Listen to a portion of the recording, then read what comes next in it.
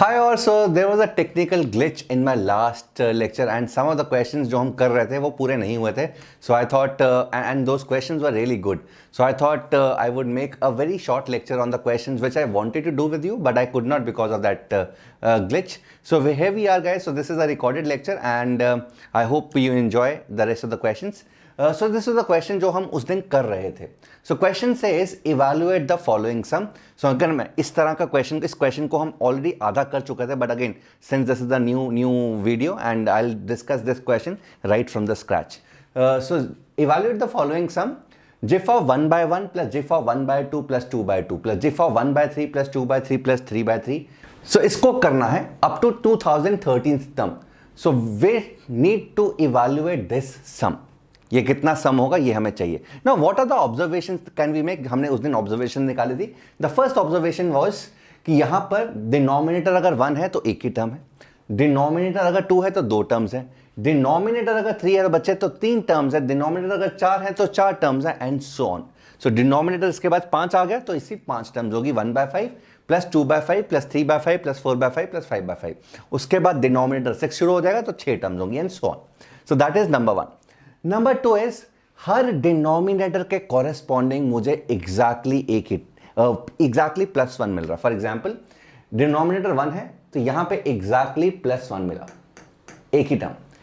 इन दोनों से भैया ये वाला टर्म तो 0 है, ये वाला टर्म 1 है. सो डिनोमिनेटर अगर 2 है तो बाकी टर्म्स सब 0 देंगी एक टर्म को छोड़कर जो कि 1 देगा.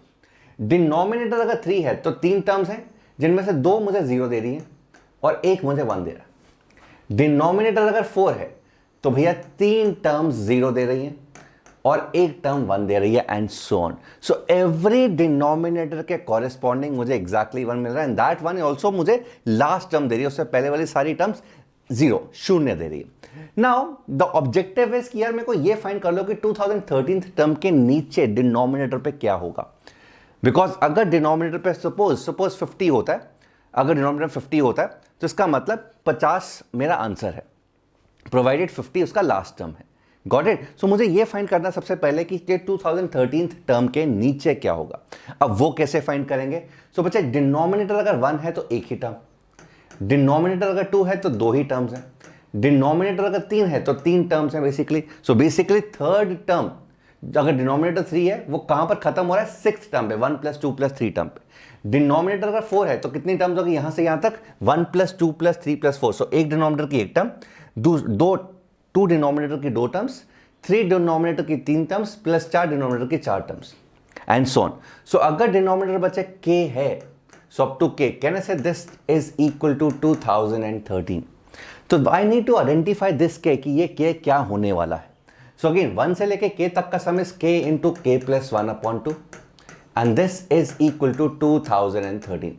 So k into k + 1 is going to be 4026. ये वैल्यू है 4026. अब तुम्हारे पास 2 चॉइसेस है, मैंने उस दिन भी बताया था. First choice is make a quadratic. So k² + k - 4026 is equal to 0. Quadratic formula लगा के या फैक्टराइज करके अगर पॉसिबल है या फिर क्वाड्रेटिक फॉर्मूला लगा के just identify the value of k की वैल्यू ऑफ k कितना आ रहा है. तो उससे तुम्हें आइडिया हो जाएगा कि k का वैल्यू क्या है. नंबर 1. नंबर 2 इज यार 2 कंसेक्यूटिव नंबर्स का प्रोडक्ट तुम्हें देखना है कि कब ये 4026 के आसपास होगा. So again think of some value. So again मुझे एक वैल्यू देखिए 60 × 61. So this value is around कितना हो रहा है 063660. ओके तो इससे तो बड़ा ही है, इसका मतलब k का वैल्यू 60 से तो बड़ा है. तो 61 × 62 निकालो एक बार क्योंकि इसके आसपास पहुंच गया. एक बार 62 × 63 निकालो और एक बार 63 × 64 निकालो. ठीक है. सो मोस्ट लाइकली इन तीनों वैल्यूज के अंदर ये 2013 पहुंच जाएगा. सो अगेन मुझे एक वैल्यू आइडेंटिफाई करना है कि 62 × 63 क्या ये 4026 से छोटा है या इक्वल है. एक वैल्यू उससे छोटी होनी चाहिए, दूसरी वैल्यू उससे बड़ी होनी चाहिए. For example if you calculate 62 × 63, फटाफट से कैलकुलेटर से देखो यार, मैं ऐसे कैलकुलेट करता हूं 63 62 62 तो 6 12 18 3 7 so 6083806. This is 3806. मुझे 4026 चाहिए. तो एक बार हम क्या करते हैं 64 × 63 कैलकुलेट करके चेक करते हैं कि ये वाला वैल्यू इसके आसपास पहुंच रहा है या नहीं. 3 4 12 1 18 19 24 2 36 38 38 सो 2 3 सही है ना, 12 18 19 6 4 24 2 36 38 13 ये हो गया 8 9 10 और ये 4032। तो भैया 4032 इसका मतलब अगर ये 63 है और ये 64 है, सो दिस वैल्यू इज 4032 4032। इसका मतलब कि 63rd जिस टर्म पे एंड होता अपॉन 63 62 अपॉन 63 प्लस 63 अपॉन 63, तो 63 जिस टर्म पे एंड होता वो टर्म 4032 होती, वो टर्म 4032 होती। इसका मतलब 4026 वाली टर्म यहां पर कहीं पीछे आएगी, बट डिनोमिनेटर उसका 63 ही होगा, डिनोमिनेटर उसका 63 ही होगा। इसका मतलब 62 तक सारे डिनोमिनेटर्स कंप्लीट हो चुके हैं। तो अगर 62 तक सारे डिनोमिनेटर्स कंप्लीट हो चुके हैं तो मेरा वहां तक का सम तो 62 आ गया, वहां तक का सम तो 62 आ गया। और 63 वाला 1 मुझे नहीं मिल पाएगा बिकॉज ये यहां पर ही खत्म हो रहा है, इससे 6 टर्म्स पहले खत्म हो रहा है। 4026 इससे 6 टर्म्स पहले खत्म हो रहा है, तो 63 वाला जो फैक्टर 1 मिलना था वो मुझे नहीं मिलेगा। तो इसका answer is going to be 63। इसका answer is going to be 62 not 63, 62, because 62 तक सारे डिनोमिनेटर्स कंप्लीट हो चुके हैं, उन सब के कॉरेस्पॉन्डिंग 111 मिल चुका है। I hope this is clear to each and every one of you. Yes, तो again this was a super awesome question. I hope यहां पे कुछ दिमाग लगा तुम लोगों का। Okay, so let us proceed, guys. 62 is the right answer, and let us do this question. So SR is equal to sigma R factorial. I hope सब लोगों को R factorial का मतलब पता है. So R factorial is 1 into 2 into 3 up to R. So continued product of values from 1 to R is R factorial. Now, तो sigma का value अगर ये है बच्चे, तो मुझे निकालना है show that Sn minus 7 times Sn by 7 का GIF is always constant for all n greater than 6। n का वैल्यू 6 से अगर बड़ा है मतलब कि n का वैल्यू 7 होगा या 8 होगा या 9 होगा या 100 होगा या कुछ भी होगा, this value is always going to be a constant. What constant is that, वो भी निकाल लेंगे एंड ये प्रूव भी करेंगे कि ये वैल्यू हमेशा कांस्टेंट रहेगा। Now guys, it is very important to note these factorials, इनकी वैल्यूज पता होनी चाहिए सब लोगों को। So 1 factorial is 1, 2 factorial is 2, 3 factorial is 6, 4 factorial is 24, 5 factorial is 120, 6 factorial, this is 600 and 720, 720. So अगर मैं S6 देखता हूं, S6 is 1 factorial plus 2 factorial plus 3 factorial plus 4 factorial plus 5 factorial plus 6 factorial. क्या ये वैल्यू निकाल सकता हूं मैं? Can I find this value? So this value would be what? This value would be, let us find this value. So 720 plus 120, this is 840 plus 30 plus 3, so 33. So this is 873, 873। ये S6 value तो ये आ गया। अब मैं ये बोल सकता हूं बच्चा कि S7 will be 873 plus 7 factorial, S8 will be 873 plus 7 factorial plus 8 factorial. Can I say this is something like 873 plus 7k? This is also 873 plus 7k1. Can I say that? Because यहाँ से भी 7 बाहर, यहाँ से भी 7 बाहर. In fact, Sn will always be 873 plus 7m. 873 plus 7n provided n is greater than or equal to 7. Can I say that? 873 तो S6 तक आई गया सम, वो हमने कैलकुलेट कर लिया। उसके बाद बच्चा 7 फैक्टोरियल आएगा या 8 फैक्टोरियल आएगा या 9 फैक्टोरियल आएगा एंड सो ऑन, जितना भी n तक है। बोल सकता हूं कि इन सब में से 7 कॉमन लेके आ सकता हूं बिकॉज 7 से मुझे डिवाइड भी करना है। This is the important part. ठीक है, सो कैन आई से Sn will always be 873 plus 7m where n is greater than or equal to 7। जब भी n का वैल्यू 7 या 7 से बड़ा होगा Sn will always be of this form। अगर बच्चे ये फॉर्म है तो कहने से इसको भी हम सिंप्लीफाई कर लेते हैं। हम क्या करते हैं, 873 को 7 से डिवाइड करते हैं। सो 873 डिवाइडेड बाय 7, तो 7, सो 172, ये 14 एंड 33, 4 are 28 एंड रिमाइंडर आ गया 5। सो बच्चे जैसे ही रिमाइंडर 5 आया, कहने से this is 7 into 124 plus 5 plus 7m। So this is 7m1 plus 5. Sn is always 7 times m1 plus 5. So Sn divided by 7 is going to be what? So Sn by 7 is going to be m1 plus 5 by 7, where m1 is an integer. Where m1 is an integer. तो इसका जब जिंट लेंगे, इसका जब GIF लेंगे, m1 since is an integer, it will come out plus gif of 5 by 7, and gif of 5 by 7, my dear students, is 0. So this is going to be m1. This is going to be m1. I hope this is clear. So ये वाला value is going to be m1. So just let us put the values back. वहाँ values put करते हैं. So Sn is going to be this 7m1 plus 5 minus 7 times. Can I say this is going to be m1? ये अभी हमने proof किया. So this goes cancels और ये वाला वैल्यू हमेशा 5 आएगा. तो इसका मतलब ये है कि बच्चे अगर n का वैल्यू 6 से बड़ा है, 7 या 8 या 9 या 10 या 11 या 12 and so on, this value is always going to be 5. This will always be constant. I hope you've enjoyed this question as well. So again, इसमें just a very tinge of number theory है, but again वो very doable है. ऐसा नहीं है, तुम यहाँ पे नंबर थ्योरी का बहाना नहीं बोल सकते कि सर मुझे तो नंबर थ्योरी नहीं आता या मेरा तो बहुत वीक है इसलिए मैं ये क्वेश्चन नहीं कर पाया, बिकॉज नंबर थ्योरी जो लगी थी वो वेरी कॉमन सेंस वाली नंबर थ्योरी थी. I hope this is clear to everyone. Yes, got it. Yes, superb. ठीक है, मैं चैट नहीं देख पा रहा हूँ बट क्योंकि ये पहले से रिकॉर्डेड है, but I am very sure कि तुम लोग ये समझ चुके होगे. Got it, superb. चलो guys, so 5 is the right answer and let us move on to prove this very important theorem.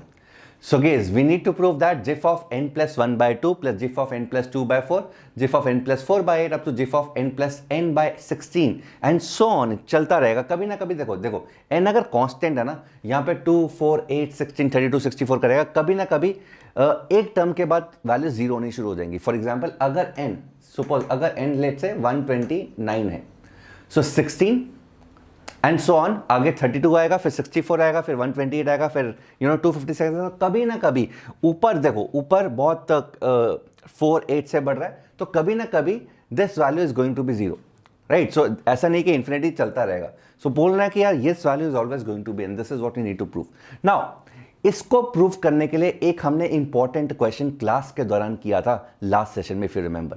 That question was gif of x plus gif of x plus 1 by 2 is equal to gif of 2x. I hope you remember this because मैंने उस time पे सब लोगों को highlight करके बताया था कि बच्चे ये क्वेश्चन बहुत इंपॉर्टेंट है. This question is really very important. So this is what we did, this is what we proved in the last class. So अगर तुमने ये सेशन अटेंड नहीं किया और ये दूसरा रिकॉर्डेड वाला लगा रहे हो, so I would all recommend you to attend that GIF level app वाला क्लास जिसके अंदर हमने ये डिस्कस किया था रज के. नाउ गाइस, मैंने एक और तुम्हें इसका मॉडिफाइड वर्जन भी बताया था, फिर रिमेंबर. मॉडिफाइड वर्जन था कि x को ना x बाय 2 से रिप्लेस कर दो. जस्ट रिप्लेस x को x बाय 2 से. So GIF of x by 2 plus GIF of x by 2 plus half, तो x plus 1 by 2, it will be GIF of x. So this was a modified version of this. मैंने एक और चीज बोला था कि अगर जिफ ऑफ x का वैल्यू n है, अगर जिफ ऑफ x का वैल्यू है या x इंटीजर है for that matter, if x is integer, if x is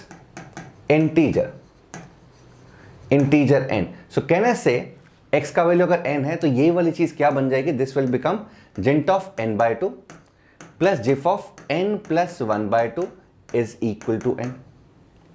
this is equal to n और जिफ ऑफ n एक ही बात है. So what do we do here, क्या करें इसको प्रूव करने के लिए? क्या करते हैं बच्चे, इसी आइडेंटिटी में ना n को n बाय 2 से रिप्लेस करते हैं. How important and how wonderful this is become. n को n बाय 2 से रिप्लेस करते हैं तो this will become n by 4.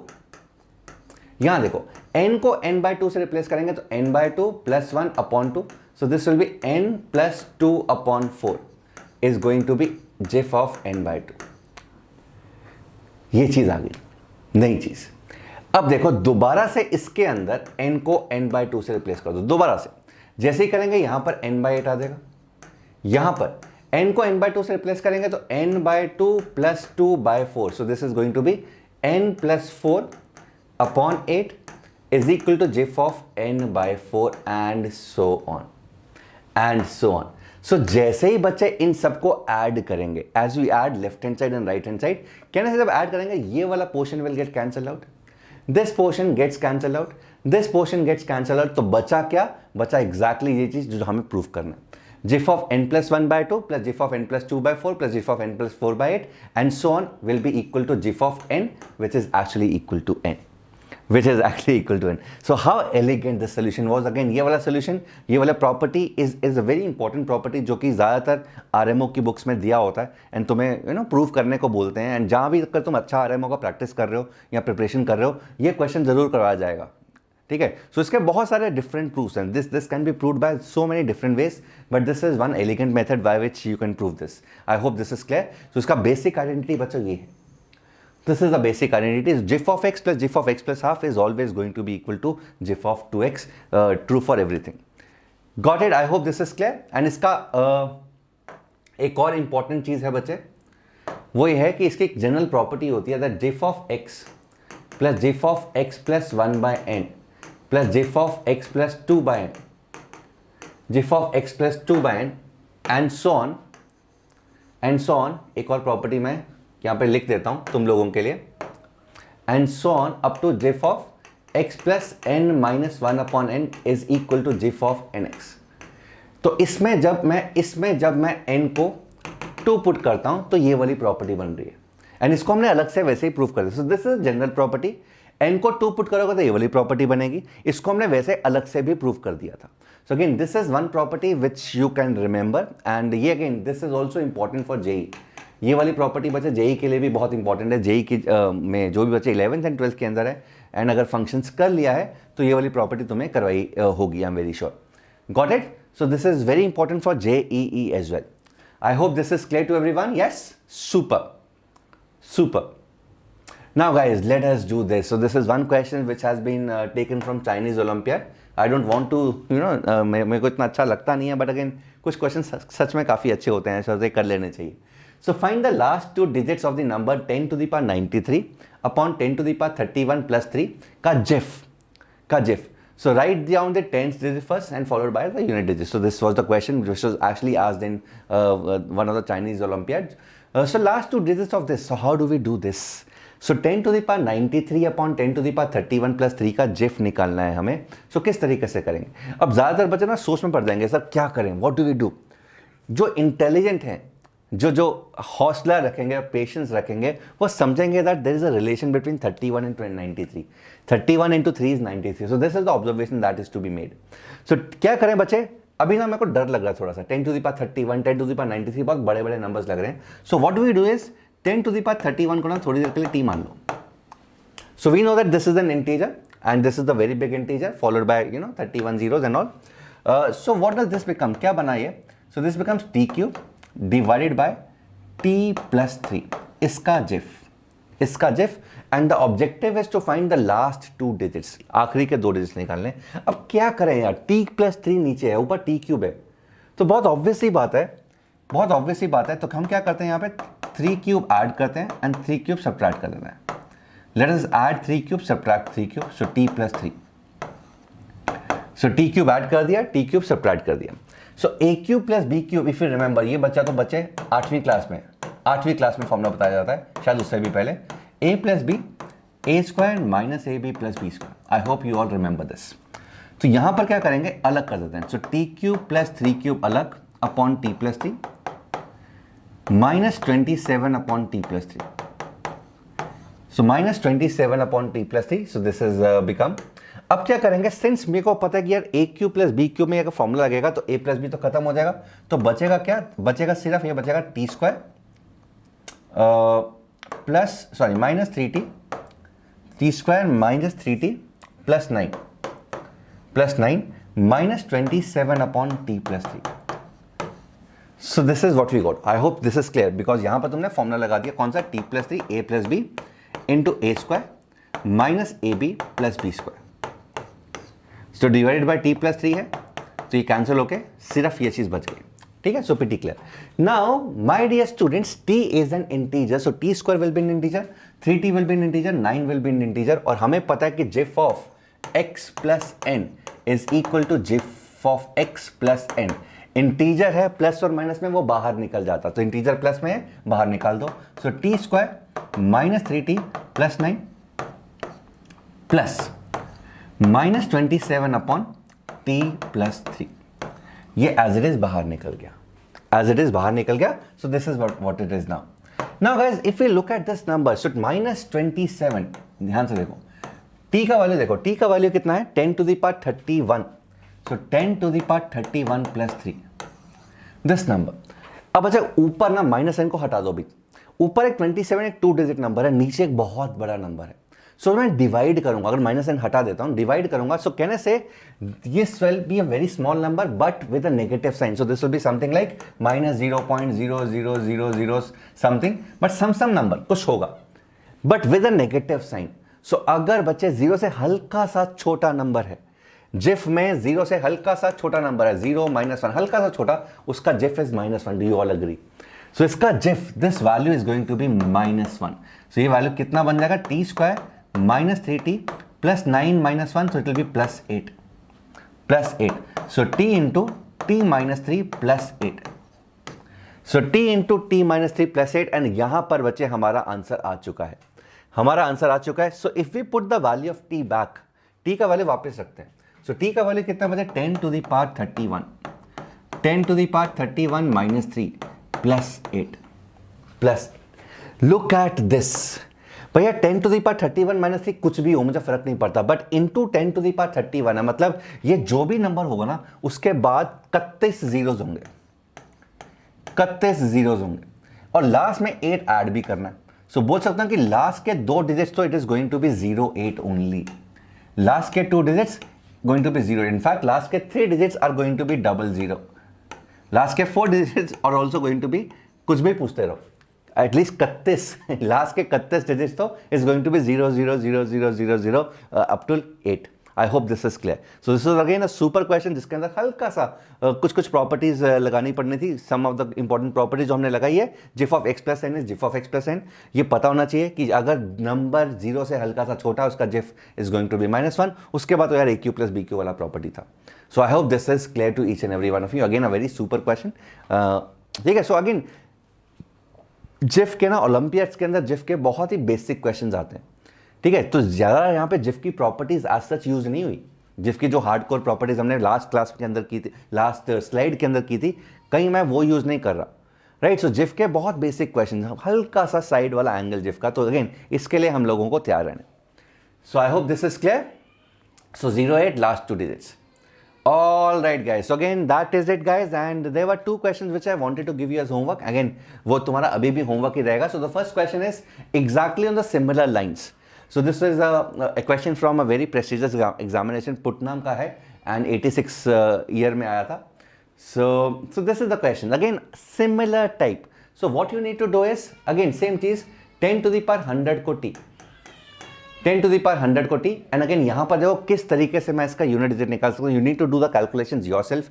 इस तरह का एक क्वेश्चन कर चुके हैं, इसको क्वेश्चन में कोई प्रॉब्लम नहीं आनी चाहिए, ठीक है। सो अगेन अगर फिर भी तुम्हें प्रॉब्लम आती है, इसका solution is there at the last के अंदर इसका सोल्यूशन दिया हुआ है। So you can all download the PDF which I will be attaching with your video as well, and इसके लास्ट के अंदर सोल्यूशन भी दिया हुआ है। Got it? So this is homework number 1 and this is homework number 2. Again a very super question. So GIF of x plus 0.19 plus GIF of x plus 0.20 plus GIF of x plus 0.21 and up to GIF of x plus 0.91 is equal to 542. Find GIF of 100x. GIF of 100x find करना। Again इसका भी solution is there at the last. Solution is there at the last. Again what do we need to do? पहले कितनी terms है? How many terms are there? So 91 minus 19 plus 1. तो इतनी terms है, ये कितना हुआ 92 माइनस 19 टर्म्स, मतलब कि कितना 83 और 73 टर्म्स। तो 73 टर्म्स हैं ये, तो मुझे खुद सोचना है कि यार ये वाला सम 542 कैसे होने वाला है। तो अगर ये 73 टर्म्स है, अगर मैं इक्वली डिस्ट्रीब्यूट करता तो शायद ये एग्जैक्टली डिविजिबल हो जाता, तो डिविजिबल है नहीं है, तो क्या करना है। सो this is very super question based on very fundamental concept. तो अगर जिफ का कॉन्सेप्ट बहुत ज़्यादा स्ट्रॉन्ग है तुम्हारा, अगर नहीं भी है यार ये वाला क्वेश्चन अगर तुम करोगे ना खुद से टाइम लगाओगे, सोचोगे यार क्या क्या हो सकता है, कब अगर ये बदलेगा कब बदल सकता है, you'll feel very good about it, right? So attempt this question on your own and try not to see the solution as soon, मतलब बहुत जल्दी देखने की कोशिश मत करना, टाइम लगाना कोई बात नहीं, even if it takes you 1 hour, spend time, because तुम उससे जिफ के बारे में बहुत कुछ सीखोगे, right? So this is one question. So these two questions will be your homework, guys, apart from the assignment that I have given you, which is attached in the last lecture only. And this is how you can get into touch with me. Abhay86 Mahajan is my Telegram ID. And this is our social media handle. So if you are on any of these handles, so again इसके अंदर हम कुछ अपने batches के बारे में information या Olympiads के बारे में जो भी लेटेस्ट नोटिफिकेशन निकलता है हम देते रहते हैं. So if you are on Instagram और फेसबुक और Telegram, any of these handles, और if your parents are there on any of these handles, you can make your parents join this so that we can communicate with you via your parents. And this is my schedule, guys. So every Tuesday alternate every day. Tuesday alternate at 12 PM. So Tuesday को generally हम NTSE and NTSE related topics discuss करते हैं. Thursday and Saturday it is hardcore, pre-RMO and very good mathematics level questions that we discuss on Thursday and Saturday. Right, so this is my schedule. ये 4 बजे था. बहुत सारे बच्चे पूछ रहे हैं कि sir why don't you change back to 4 PM again because we're not able to see you live. But so this was a poll conducted, guys. So ये mandate तुम लोगों ने ही दिया है. बट मैं बहुत जल्दी एक दोबारा से पोल करवाऊंगा, ठीक है? So as soon as your maybe school holidays are over and I will conduct that poll again. So whatever guys timings that you guys decide, I get back to that timing only. All right, guys, and this is always the mission, to bring home gold for India. And again, इसके लिए हम मेहनत कर रहे हैं, तुम मेहनत कर रहे हो, and अगर हाथ जोड़ेंगे तो बिल्कुल ये अचीव होगा, right? So we all want to see one country in the list of top performance of the world, and which is India, जो कि अभी तक बदकिस्मती से आया नहीं है. But I am very sure the kind of मेहनत that you people are doing and the kind of मेहनत जैसे हम कर रहे हैं मिलके, बिल्कुल ये जो अपना सपना है, हमारा कॉमन सपना है, इसको पूरा करेंगे. So all right guys, so this is it. And if you have enjoyed the session तो इसको भी लाइक कर देना. तो this was the continuation of the previous lecture, तो प्रीवियस को भी लाइक कर देना, ठीक है? सो अगर अच्छा लगा तो लाइक कर दो, नहीं अच्छा लगा तो लाइक करके कमेंट कर दो, एंड बिल्कुल नहीं अच्छा लगा तो लाइक करके कमेंट करके सब्सक्राइब भी कर देना, ठीक है? सो क्योंकि अगले लेक्चर हो सकता है कि अच्छे लगे. And so that is it guys, and this is the homework answer, ठीक है? सो होमवर्क आंसर ये है एंड दूसरे होमवर्क आंसर का ये है, ठीक है? सो दिस सोल्यूशन तो है बट तुम डाउनलोड करके ये देख सकते हो. So all right, so that is it from my side guys. And ये हल्का सा टेक्निकल ग्लिच था जो कि दूसरी बार हुआ है. So I thought I would not skip the question because the question were really very important. So I thought I would इसको मैं रिकॉर्ड करके तुम लोगों के सामने लेकर आऊँ, and I hope you enjoyed that. Take care guys, I will see you in the next class. Happy learning. Bye.